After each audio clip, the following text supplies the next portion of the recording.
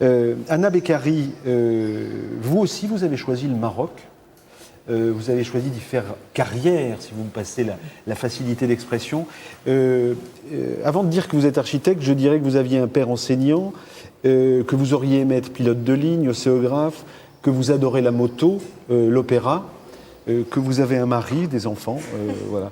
Et qu'il y a cette chose qui est étonnante en vous, c'est que vous êtes architecte, vous êtes au Maroc, vous êtes ici à Tanger, mais il y a une époque où vous aviez envie de partir. Et vous avez renoncé. Et vous êtes resté, et on va voir ce que vous faites aujourd'hui. Pourquoi est-ce que ça ne s'est pas fait le départ ? En fait, c'était par obligation, parce que après mon bac, je voulais absolument voir l'Europe, parce que je n'ai pas choisi d'être au Maroc, je suis marocaine, donc c'est un état de fait. Et donc après mon bac, je voyais que l'étranger. Et j'étais assez douée pour un métier de créativité, de création et tout le monde autour de moi m'orientait vers l'architecture. Et j'ai passé un peu par hasard le concours d'architecture et j'étais brillamment classée. Et donc, du coup, mes parents m'ont interdit d'aller en France. Donc, pour eux, il fallait rester... Tout construit ici, ma fille. Voilà, non, il fallait étudier ici, mais bon... mais au bout du premier mois, ça y est, j'avais le virus. En fait, quand je suis rentrée à l'école d'architecture, je voulais me faire renvoyer. Donc, j'étais allée m'asseoir au fond de la classe avec la nette intention de me faire renvoyer. Mais c'était tellement passionnant que je suis restée. Dites-moi, quand vous êtes étudiante, vous réfléchissez sur un projet de mosquée sans minaret. Je trouve que c'est peut être considéré comme castrateur, d'une certaine manière, pour une religion. Et par ailleurs, vous allez travailler sur l'espace rural en Haute-Atlas, donc chez les Berbères, hein, dont vous apprenez la langue, qui est aujourd'hui une revendication, hein, que la langue berbère, chez les contestataires du 20 février, veulent que ce soit une langue reconnue comme une langue nationale. Et dans cet espace rural, vous considérez que le village, c'est sans doute un peu plus que le village, parce qu'il y a les points d'eau, il y a l'environnement. Bon. Est-ce que vous avez une approche politique comme architecte ? Eh bien, cette approche, c'est d'essayer de mieux comprendre l'environnement, là où on vit, l'identité de notre pays. Pour comprendre la ville et la gouvernance locale, c'est de la politique, c'est une forme de politique. On le fait par tâtonnement, on ne s'en rend pas compte, mais on fait de la politique. Le fait d'essayer de comprendre comment fonctionnent les villes, comment fonctionne ce système de gouvernance, par définition, c'est la politique. Qu'est-ce que c'est qu'une mosquée sans minaret ? En fait, la mosquée, au préalable, n'avait jamais eu de minaret. Le minaret n'est venu qu'après. Et c'est ça qui est aussi intéressant dans l'islam, c'est qu'il n'y a pas de définition d'une mosquée. C'est en fait lié à la culture de l'endroit et du lieu. Donc, en fonction des régions, il y a d'abord eu une évolution historique dans l'histoire des mosquées, mais aussi en fonction des pays, il y a différentes manières de construire. Donc il n'y a pas de nécessité du minaret pour l'appel au muezzin. Pas du tout. Et c'est avec justement, il y a une innovation qui doit se faire, qui doit continuer pour avoir des comportements dans la prière, dans le fait d'être ensemble, dans un espace qui est fait pour les hommes avant tout. Vous êtes, me semble-t-il, une humaniste. En tout cas, je sens chez vous beaucoup d'écoute. Vous allez dans les quartiers, vous écoutez les gens et à partir de ce qu'ils vous disent, vous essayez de penser une manière de réhabiliter les quartiers. On va dans une seconde aller dans l'un de ces quartiers.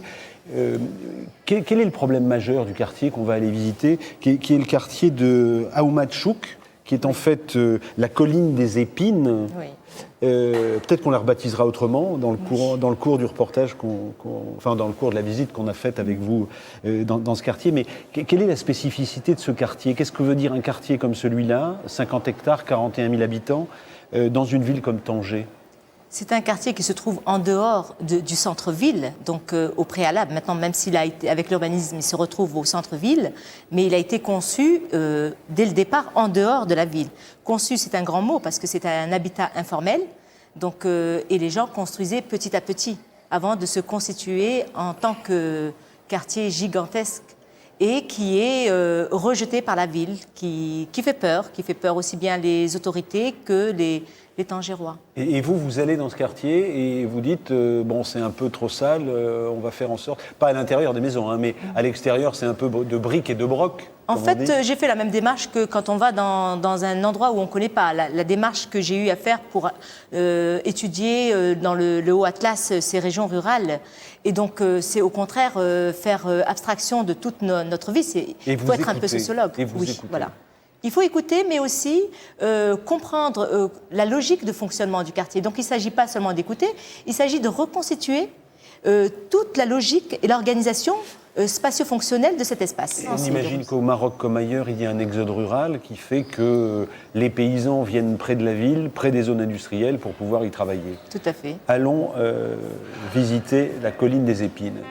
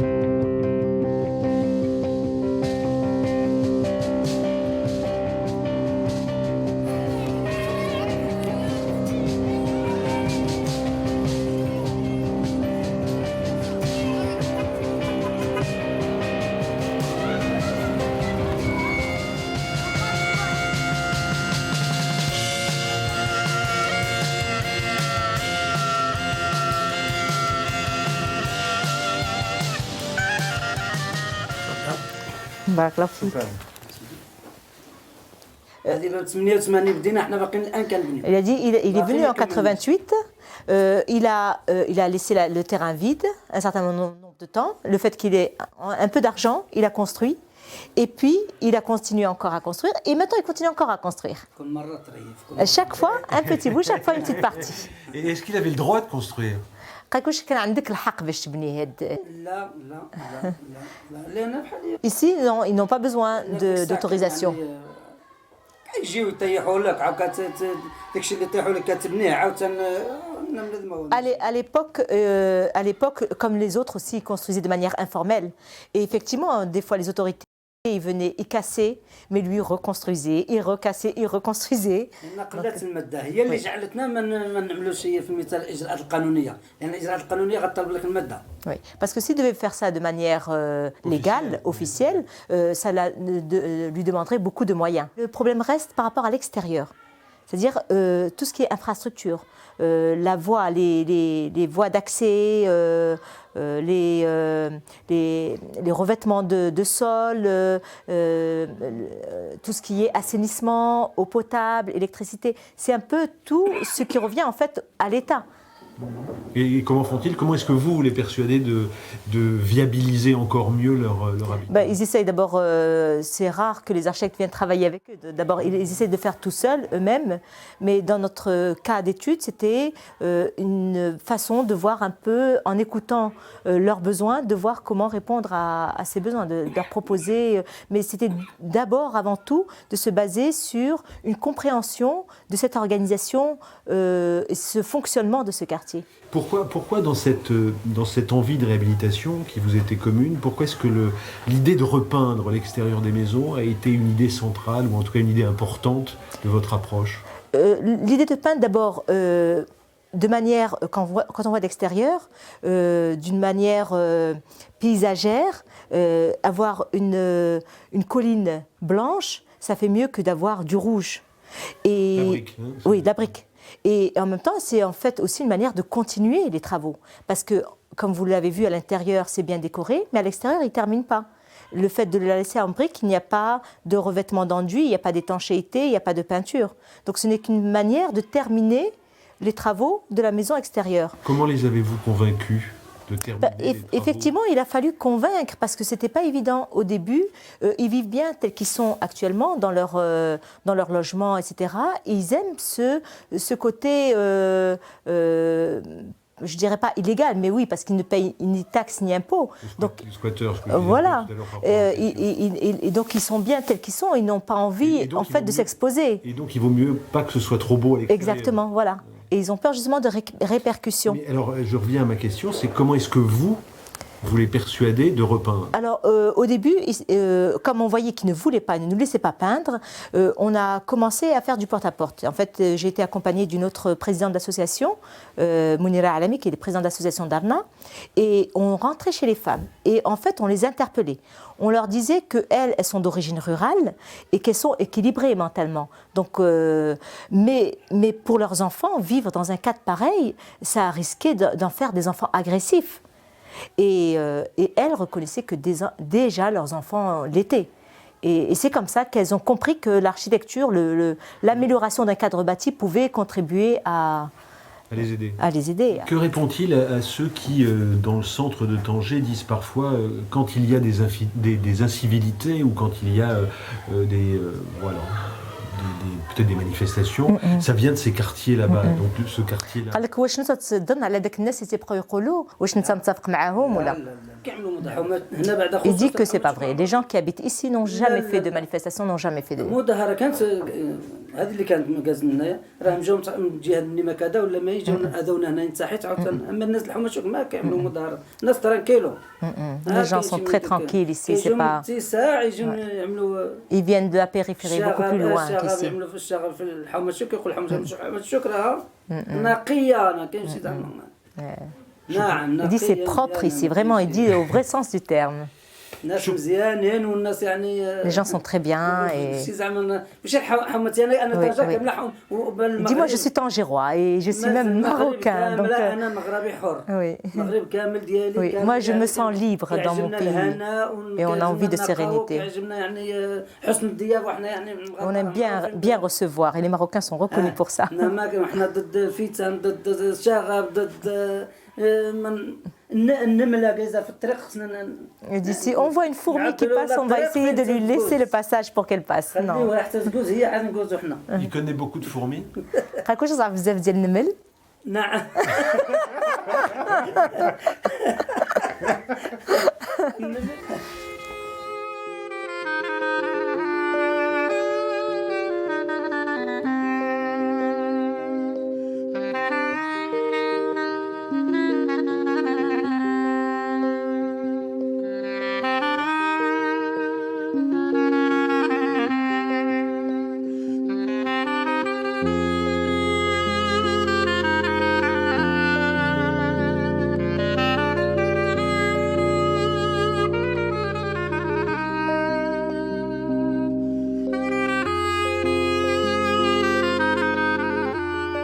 Combien vous allez faire d'étages comme ça? Parce que là, la terrasse, c'est presque un 4e étage. شحال باغي تطلع عاوتاني ديال الطبقات؟ C'est fini Non, ça fait.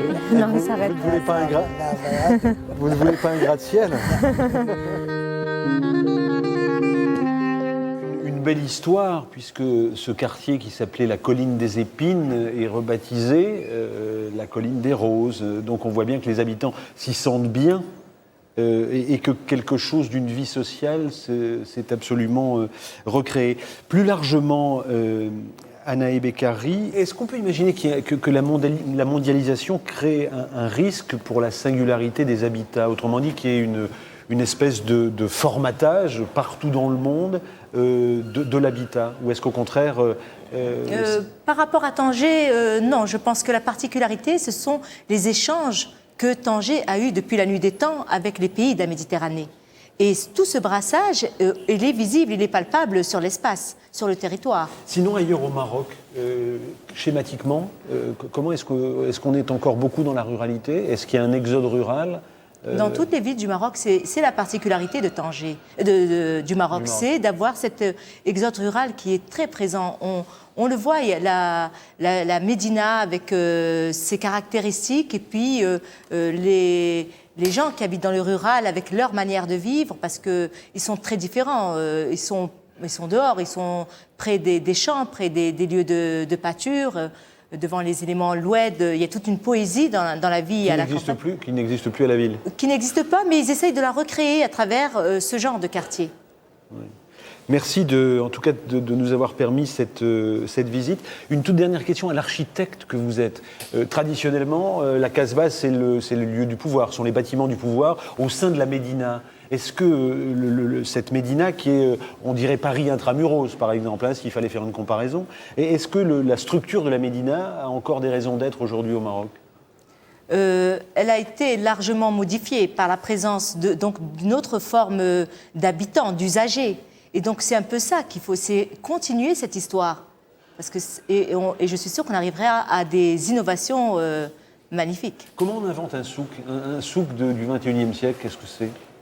Un souk, c'est compliqué parce qu'à l'origine, c'est un lieu d'échange justement entre la campagne et la ville. Oui, c'est-à-dire que les gens viennent vendre leurs victuailles, mais en même temps se ressourcer de la vie en ville. Et un souk, c'est un lieu de brassage. Donc c'est ça, c'est créer le dialogue, le brassage des cultures dans la ville. Est-ce que le supermarché est le tueur du souk ? En quelque sorte, oui. C'est moi qui l'ai dit, c'est pas vous. Hein. Je ne vous l'ai pas fait dire, mais c'est ce que je voulais vous entendre dire aussi suite aux discussions que nous avons pu avoir. Parlons chorégraphie. La chorégraphie au Maroc, ça